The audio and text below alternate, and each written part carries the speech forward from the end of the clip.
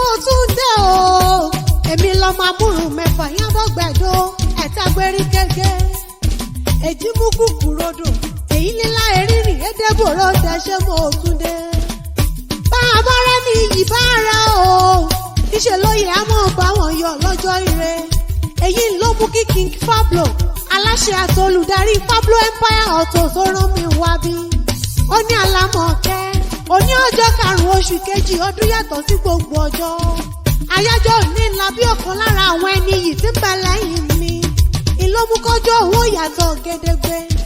David Babatunde Adéyínká ni mò ń wí o. Òní gangan ní sọjọ́ ìbí rẹ̀. Rẹ́rìn músẹ́ juwọ́ rẹ̀ sókè kó o ṣọpẹ́ fọ́lọ́run ọba. Torí òní sáàmù wípé bí kò ṣe pé Olúwa bá kọ iye àwọn tí kò ń ṣe lásán. Bí kò ṣe pé Olúwa bá pa ìlú mọ́ òmèbó wo olùṣọ́ ní dárùn mojú. Ọlá Ọlọ́run ni wọ́n jẹ́. Almighty Zhuggy mọ́ ń gbọ́ bí mo ti ń wí o. Aláṣẹ àtolùdarí Zhuggy Auto mọ́ fi gègé lọ́rọ̀ ẹnu mi. Mo fẹ́ bá òdélé bàbá rẹ̀. King Fablo ní kí ọbí ológun ẹ̀rọ o. Ó ní kí ọbí oníwọ̀n fa ọgbọ̀n. Ó ní kí ọbí ológun kẹ́kẹ́. Ó ní kí ọbí ọlọ́gbọ́n àbájá.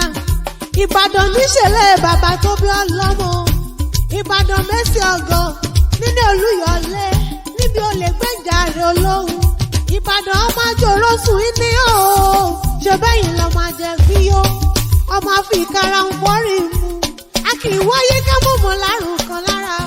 Ìjà gbọ́rọ̀ lárùn Ìbàdàn. Àgbọ̀ sásà ogun mọ̀mọ́ sá. Àgbọ̀ yàyà ogun mọ̀mọ́ ya. Ìbàdàn ń mẹ́rù ẹrú rẹ̀ náà ń mẹ́rù.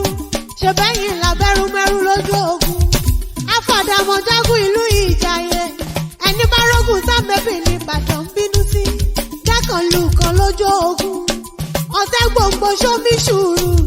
Ẹni fàdàbọ̀ di Ìbàdàn yọ ọ́. Á tó bọ̀ sí ẹni tó fìtì rẹ̀ bọlẹ̀. David Babatunde Adéyínká ọmọ Lágẹ̀lú ni ọ́. Bàbá akọrin ìmọ́lẹ̀ international ní Dubai. Ọmọ ọ̀rọ̀ àpáta mọ́fìdà tí pọ̀ta sílẹ̀ kíjà ó tó dé. Ẹni tá a bẹ̀ kó mọ́ jagun mọ́ tó sì tún léwà ogun. Ọmọ amúra ìjà bí ẹni sì mọ́ tẹ́lẹ̀. Ìlú tó yìí kò ní gbọ́lẹ̀ o. Ìlú tó bí tóró èyí wọ́n ò ní pé èdèdè ọba. Ọ̀wá ń lọ nílùú Ìjẹ̀ṣà, Aláké ń lọ nílùú Ẹ̀gbá. Ìrúwà Ògìrìwá ń lójú ilẹ̀ níbàdàn tẹ̀yìn.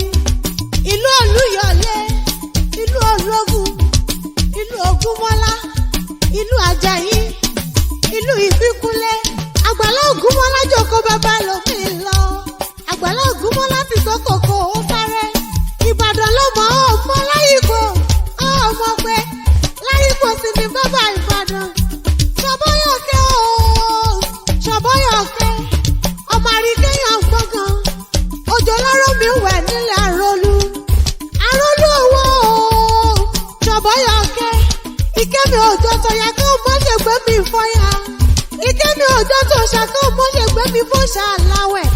Ìkẹ́mi wádìí kí àmúṣe ẹ̀yẹ ọmọ ní kẹ́yìn gbẹ́dẹ́. Bàbá Emmanuel náà gbọ́ o. Mo ní ọmọ ọgbọ́n bí mo ti wí. Olówó orí WhatsApp Khalifa Architect mọ́ fi gègé lọ́rọ̀ ẹnu mi. Ó fi ṣọdún èyí ọdún ayọ̀ ńlá ọmọ ṣe. Iwájú iwájú ìlọ́pọ̀ àbìtì rẹ́sì o.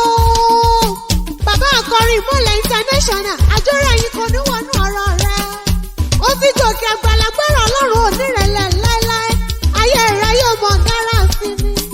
Alámọ̀kẹ́ mọ̀ dánú dóná o. Mo dánú dóná mo fẹ́ padà léwọ̀n bàbá mi. Ọmọ onílà ńlá ni mí. Èmi náà ìlọ máa wọ́rí tún ríran.